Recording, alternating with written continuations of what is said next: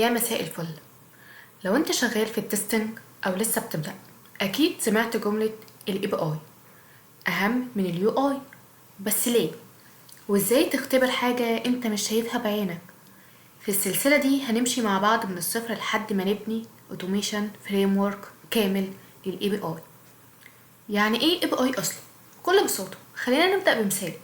تخيل انك في مطعم، انت الكلاينت عايز تطلب اكلة اللي هي الداتا. هل بتدخل المطبخ تطبخ بنفسك؟ لا، بتطلب من الويتر، ده ال API. الويتر بياخد طلبك للمطبخ، ده السيرفر، وبيرجع لك الاكلة، ده الريسبونس.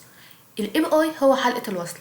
يعني ايه؟ بكل بساطة انت شايف الفرونت ده تمام، لكن انت مش شايف الباك اند اللي متخزن فيه البيانات. ايه اللي بيربط الفرونت اند والباك اند؟ الاي بي اي. هو ده اللي بيربط بين الاتنين. فبكل حاجة العملية بتكون على سيرفر. انا عندي باك اند، ده لوجيك نفسه سيرفر. الفرونت اند ده اليو اي، الواجهة اللي انا بشوفه والكلاينت بيشوفه.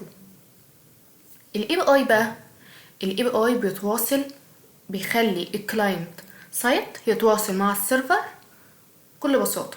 يبقى الاي بي اي هو حلقة الوصل. والاي بي اي ده عبارة عن ميثود ريكوست، ابعت له ميثود بوست جيت اي حاجة يرجع لي ريسبونس، الرد. طب انت هتقول ليه الاي بي اي كنز ليك؟ بكل بساطة في 3 اسباب مهمين جدا. اول حاجة السرعة، اقدر اختبر الاف الاي بي اي بياخد ثواني عكس اليو اي اللي بياخد دقايق. تاني حاجة الدقة، بنكتشف الغلط في البيانات قبل ما توصل للمستخدم. تالت حاجة المطلوب، مفيش شركة دلوقتي مش بتطلب حد فاهم اي بي اي تيستنج كويس. النهاردة هنحط مع بعض خريطة الطريق.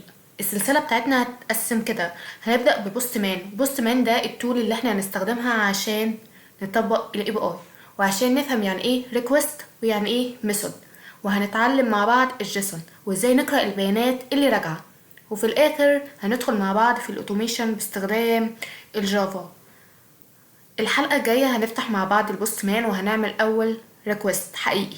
لو متحمسين للسلسلة دي قولولي في الكومنتات ايه اكتر حاجة بتواجهك صعبة في الاي بي اي، وهسيب لكم سؤال تفكروا فيه: ليه بنعمل تيست للاي بي اي من الاساس؟ وبس كده، سلام.